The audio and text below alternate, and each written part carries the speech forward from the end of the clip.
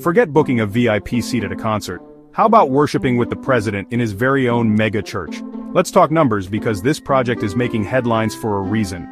President William RUtO is constructing a jaw-dropping 8,000-seater church smack in the middle of STATEHOUSE, Nairobi. And the price tag, Ksh1.2 billion. Yes, you heard right, billion with a B. Revealed RUtO's 1.2 billion shilling church at STATEHOUSE. What? Yep.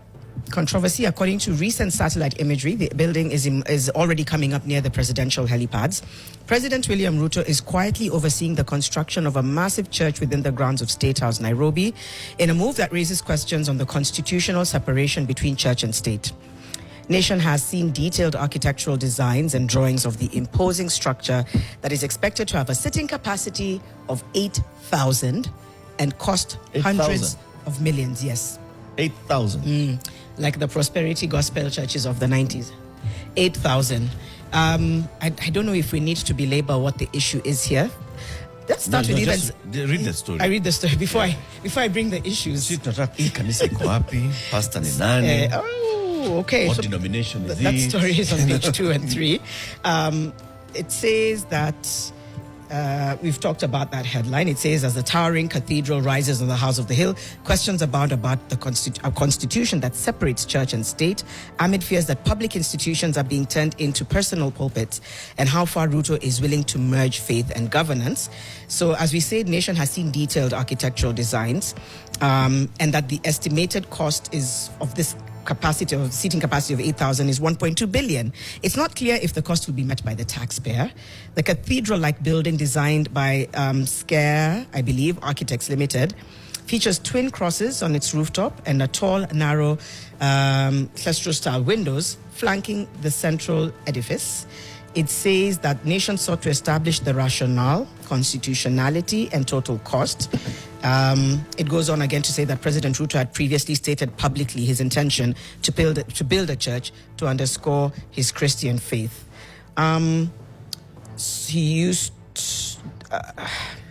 They talk about how in his Karen residence it used to host religious leaders while campaigning for the top seat in 2022.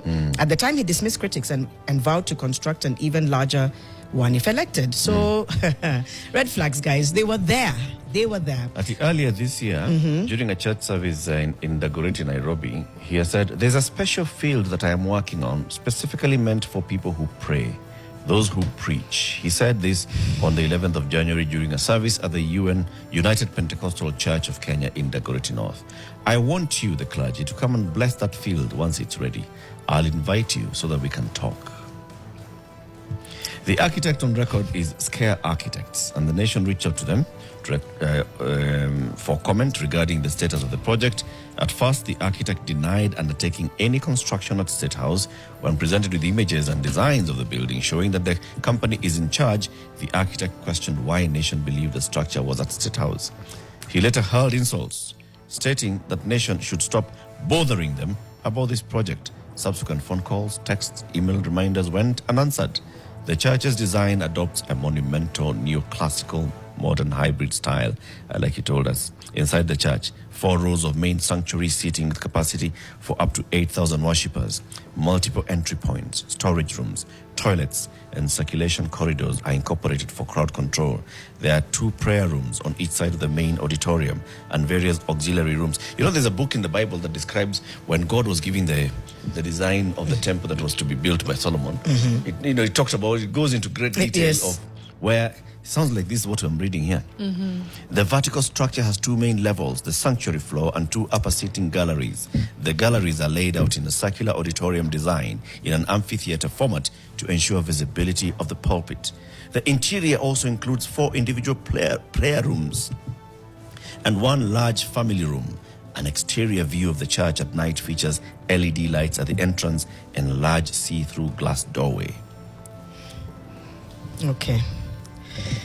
Okay, there is no church big enough that can absolve the issues that are happening in the country. Ata ukijenga the size of 17 hotels, it does not diminish the issues that need to be addressed. Number one. Number two, we really, really need to start separating state and church because it's a weaponization. I think it's also an infringement on other people's religious beliefs because you're platforming and centering one over the other. And number three, it just gives God-like demigod posturing. I will have the biggest house. 1.2 billion. Then I'll also renovate State House. I'm just going to use billions. It's okay. Yo mambo ya capitation. Tutaisort baadaye. Yo mambo ya sha. Mnaongea sana. Si tutakam. Let's first build this massive church. Then we'll be able to help you. We'll pray. And I always say it's a delicate personal thing. Prayer is powerful, but the weaponization of it is what really gets to me. Yeah. Couldn't have put it better. No, I'll just leave it at that. Honestly. This is shocking. Mariam has no alternative. It's just like, what is going on? Where is 1.2 billion shillings to build this church coming from? Is it coming from taxpayer money? If not, listen, where? State House is not private property. Yes. If it was not coming from taxpayers, then we'd have to question how private money goes into public property. Yep. Okay. So that's number one. So the easiest route is just for you to assume that the money being spent in this public property is public money. Okay. Because anything else now there, we've gone left. I'm telling you, there's nothing more dangerous than people who center themselves above the institutions. And even as, again, S went wrong, username says, no, Paul Minor says, State House is public residence, just to your point. And he says, so what happens if the president, after RUtO, is Muslim? Anajenga msikiti.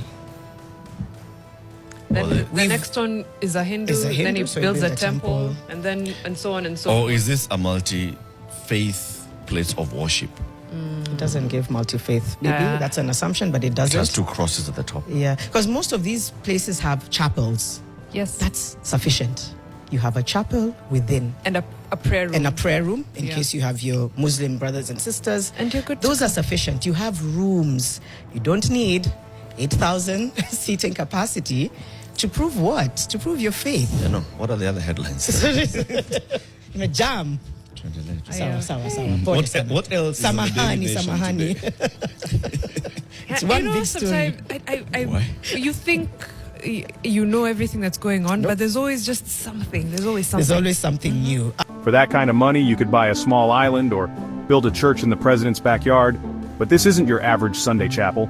We're talking grand cathedral vibes, twin crosses perched on the rooftop, tall, clear-story windows that let sunlight pour in, and an architecture so majestic you might mistake it for a landmark in Rome until you spot the State House guards. So what's the deal? This project is designed as both a spiritual sanctuary and a bold statement of power, where church literally meets state. It's exclusive, it's lavish, and let's be honest, it's probably the only church in Kenya with presidential parking. Now you might ask, who's it for? Well, it's meant for Christian worshippers, especially those who share President RUtO's faith. And while the public hasn't had a peek inside yet, hello, construction zone, it's already sparking plenty of conversation across the country. So, here's the million, or should we say billion, shilling question. Would you attend a service at the president's church? Let us know in the comments, and don't forget to subscribe for more news that's as grand and quirky as this cathedral.